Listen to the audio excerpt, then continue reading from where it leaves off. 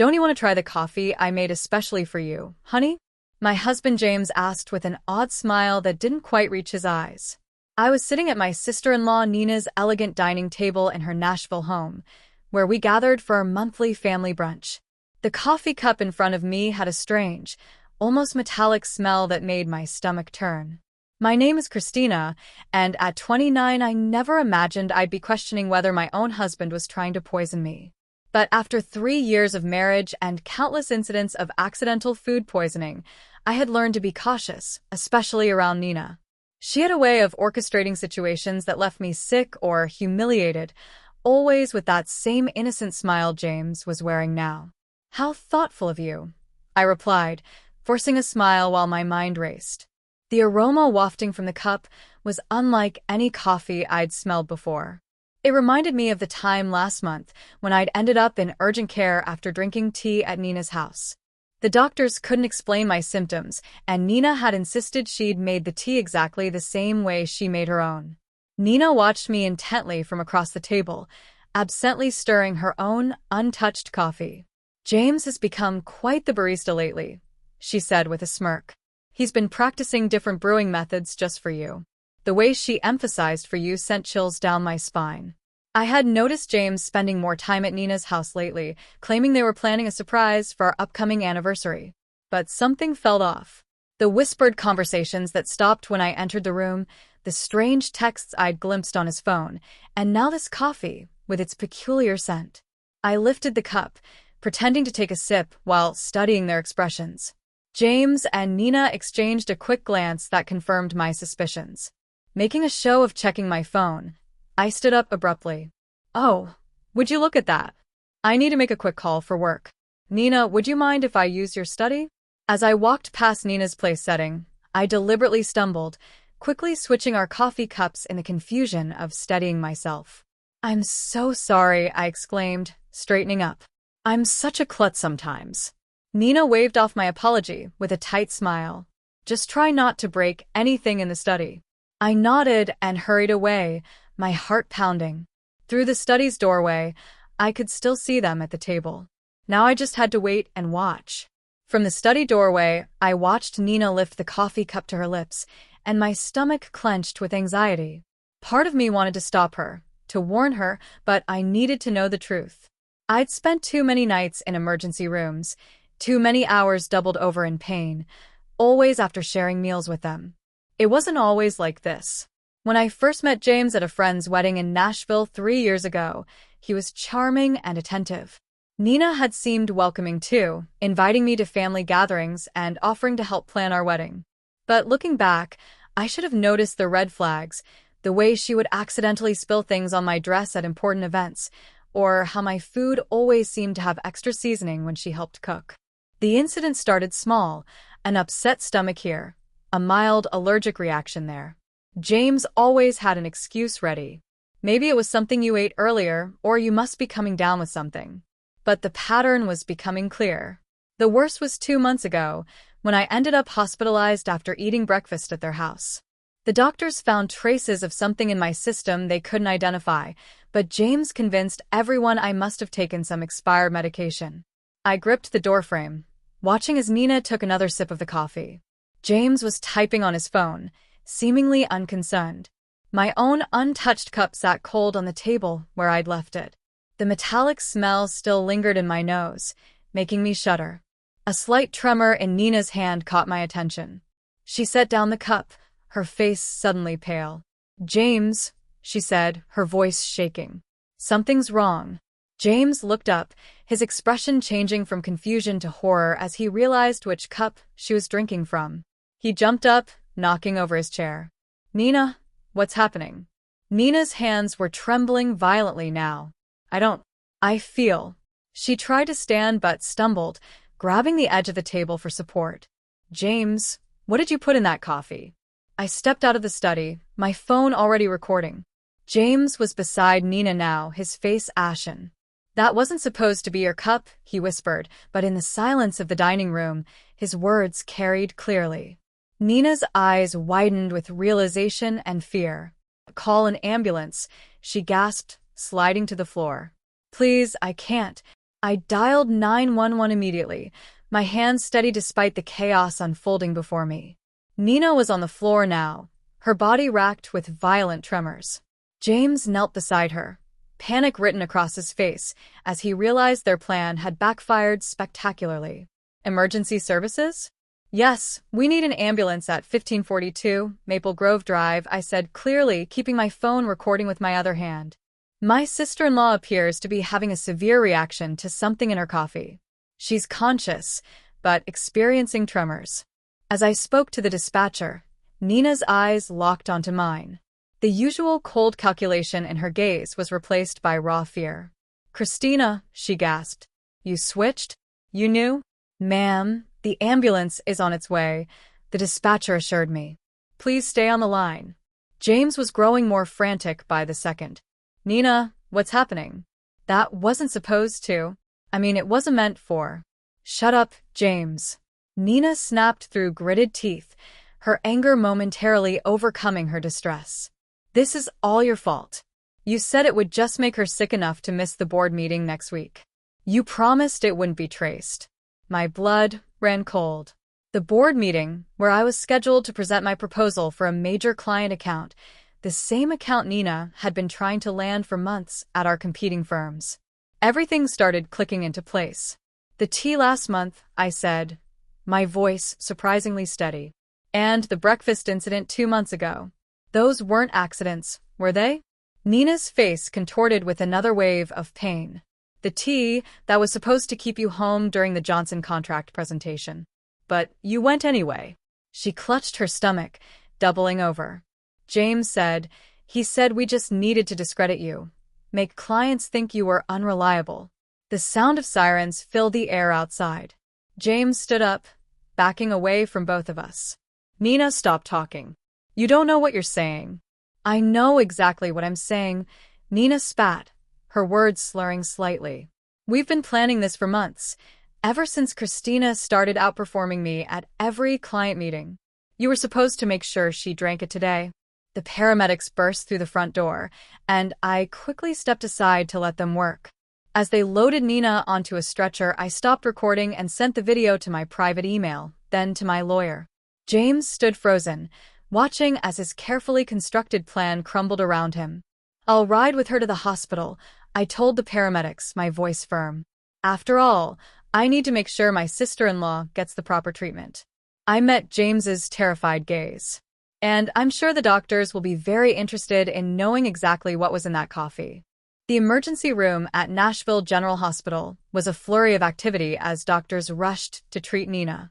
I sat in the waiting room, my phone clutched in my hand, replaying the recording of Nina's confession. The tremors in her voice, the panic in her eyes, it was all the evidence I needed to prove this wasn't just paranoia on my part. "Family of Nina Anderson," a nurse called out. I stood up, noting James's conspicuous absence. He'd mumbled something about parking the car 20 minutes ago and hadn't returned. "I'm her sister-in-law," I said, following the nurse through the double doors. "How is she?" "She's stabilized, but we found concerning levels of toxins in her system." The nurse's expression was grave. "The doctor would like to speak with you about some unusual findings in her blood work." Dr. Phillips, a tall woman with graying hair and sharp eyes, was waiting by Nina's room. "Mrs. Bennett, could you tell me exactly what happened before your sister-in-law became ill?" I took a deep breath, pulling out my phone. "I think you should listen to this first." I played the recording from brunch, watching the doctor's expression change from professional concern to alarm. "This is very serious," she said, making notes on her tablet. "The substance we found isn't something that accidentally ends up in coffee. We're looking at deliberate contamination." Just then, James appeared at the end of the hallway, his face pale and sweaty. He'd clearly overheard the doctor's words. "Christina," he started, taking a step toward me. "Let me explain." "Stay back," Dr. Phillips warned, pressing the nurse's call button. "Security to room 412, please." James raised his hands in surrender. "This is all a misunderstanding." Nina was confused. She didn't know what she was saying. "Really?" I pulled up the texts I discovered on his phone last week, the ones I'd secretly forwarded to myself. So these messages between you and Nina about making sure she's out of commission before the Henderson presentation were just friendly conversation. His face drained of color. You went through my phone? After I found the strange pills in your desk drawer? Yes, I did. I turned to Dr. Phillips. Doctor, I've been hospitalized 3 times in the past 6 months with unexplained symptoms. I'd like to know if they match what you found in Nina's system today. The doctor's eyes narrowed. We'll need to run some tests to compare. Security will make sure your husband remains available for questioning. 2 security guards appeared, positioning themselves on either side of James. He looked trapped, his carefully constructed facade crumbling. Nina and I, he stammered. We were just trying to help you slow down. You were working too hard, taking all the big clients. Nina said, if we could just make you take some time off. By poisoning me? My voice was steady, even as my hands shook with rage. How long have you been doing this? Was it you who tampered with my food at the Christmas party, too? James' silence was all the answer I needed. Behind him, I could see Nina's room, where she lay connected to various monitors. Her earlier bravado was gone, replaced by the fear of someone who knew their schemes had finally caught up with them. Detective Mendoza is on her way, Dr. Phillips said quietly. She'll want to take statements from everyone involved. I nodded, feeling a strange sense of calm. The truth was finally coming out, and there was no going back. Detective Mendoza arrived within the hour, her presence commanding attention in the sterile hospital corridor. She was a seasoned investigator who specialized in domestic abuse cases, and she listened intently as I played the recording from brunch and showed her the text messages. Mrs. Bennett, she said, reviewing her notes, you mentioned previous hospitalizations. Can you tell me more about those incidents? I pulled out my phone again, opening a document I'd been quietly maintaining for months. The first time was in February after dinner at Nina's house. I had severe stomach pains and dizziness. The second was in April, the tea incident, and then in June after breakfast with them. My voice remained steady as I continued. Each time, the symptoms were similar but just different enough that the doctors couldn't pinpoint a cause. The detective's eyes narrowed as she looked at my detailed log of dates, symptoms, and circumstances. And you've been keeping records? Ever since I noticed the pattern, I hesitated before pulling out another phone from my purse. I also started carrying a backup phone with a different number. I used it to record conversations when I was around them. I have several where Nina and James discuss their plans, though they're careful not to be explicit. In one of the recordings, Nina's voice came through clearly. The Henderson account is worth millions, James. We can't let her ruin everything we've worked for. Just stick to the plan. A few days of illness should be enough. James's response was equally damning. I've got something stronger this time. She won't make it to the presentation. Detective Mendoza's expression hardened as she listened. Through the window of Nina's room, I could see my sister-in-law was now awake, looking significantly less confident than she had at brunch. The hospital is running toxicology screens, the detective informed me. Dr. Phillips has already identified several substances that don't occur naturally. We'll need samples from your home as well. A commotion down the hall caught our attention. James was arguing with the security guards, his voice rising in desperation. I need to speak with my wife, he shouted. Christina, please, you don't understand. We were trying to protect you. Detective Mendoza stepped between us. Mr. Bennett, you're not helping your case. We've already found evidence of premeditated. Premeditated? James laughed, a hollow sound that echoed through the corridor. We were just trying to slow her down. She was working herself to death, taking all the major accounts. Nina said if we could just make her take some time off. By poisoning her? Detective Mendoza's voice was sharp. That's not protection, Mr. Bennett. That's attempted murder. The color drained from James' face. Murder? No, that's not. We never meant to. Then what exactly did you mean to do? I asked, my voice surprisingly calm. When you put something in my coffee this morning, what was supposed to happen? James' silence spoke volumes. Behind him, I could see Nina watching through her hospital room window, her face a mask of fear and calculation.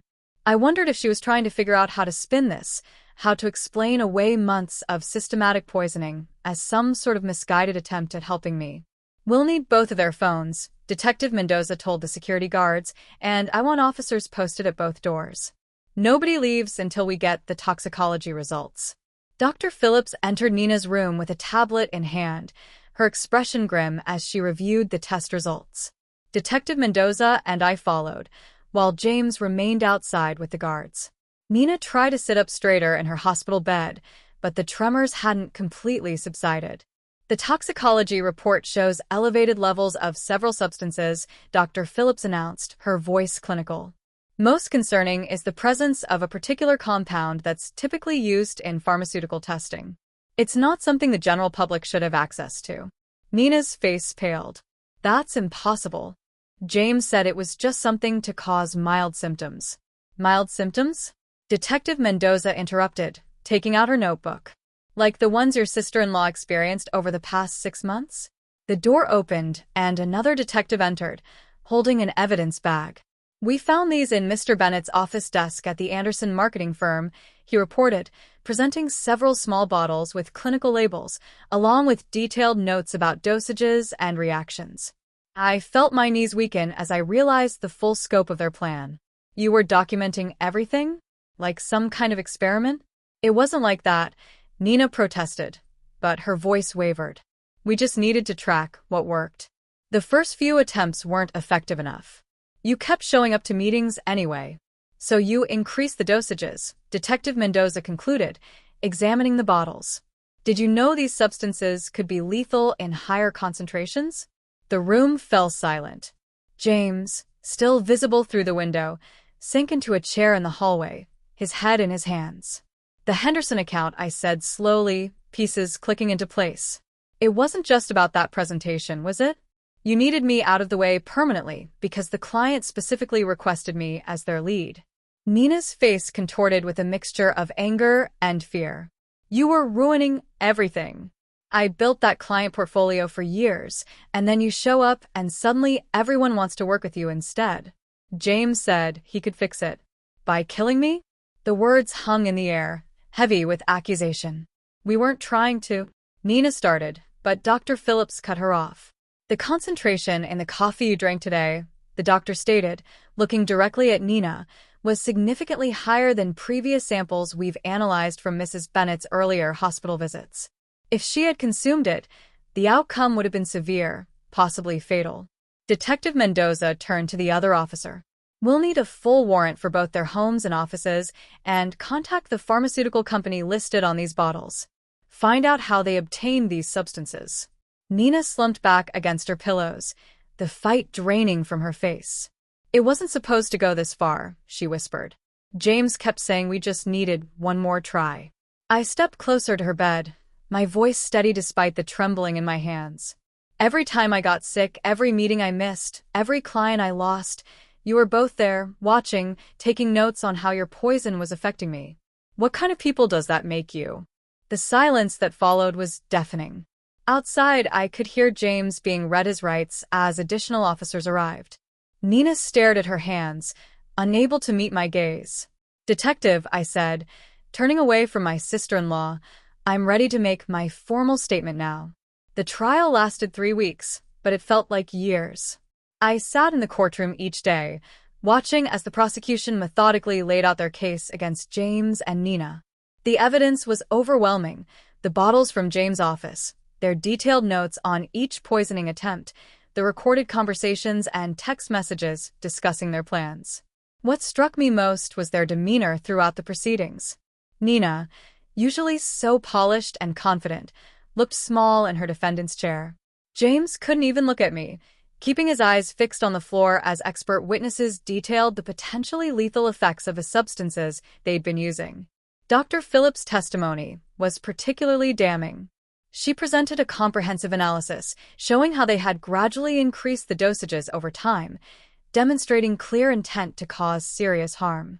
The pharmaceutical company representative confirmed that James had stolen the compounds through his college friend who worked in their research department. The defendants showed a calculated pattern of behavior, the prosecutor argued in her closing statement. This wasn't just corporate sabotage.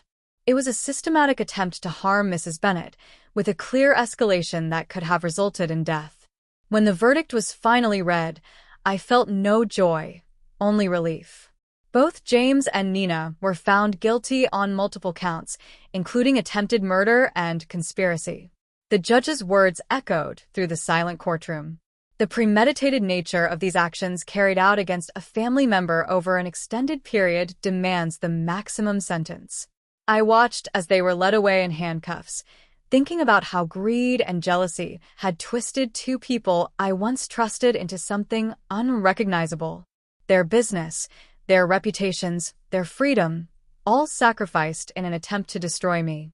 1 year after the trial, I stood at the podium of the Nashville Business Leaders Conference, preparing to give the keynote speech. The irony wasn't lost on me. This was exactly the kind of opportunity Nina had tried to prevent me from achieving. The Henderson account, which she and James had been so desperate to steal, had led to several more major clients, establishing me as one of the top marketing executives in the region. Success isn't just about talent or hard work, I began, looking out at the sea of faces. It's about integrity, about building genuine relationships based on trust. I paused, letting my words sink in. Sometimes the biggest threats to our success come from those closest to us, but surviving those challenges makes us stronger. After my speech, several young professionals approached me seeking advice. One woman, her eyes bright with determination, asked how I'd maintained my composure throughout the ordeal. I focused on what I could control, I told her.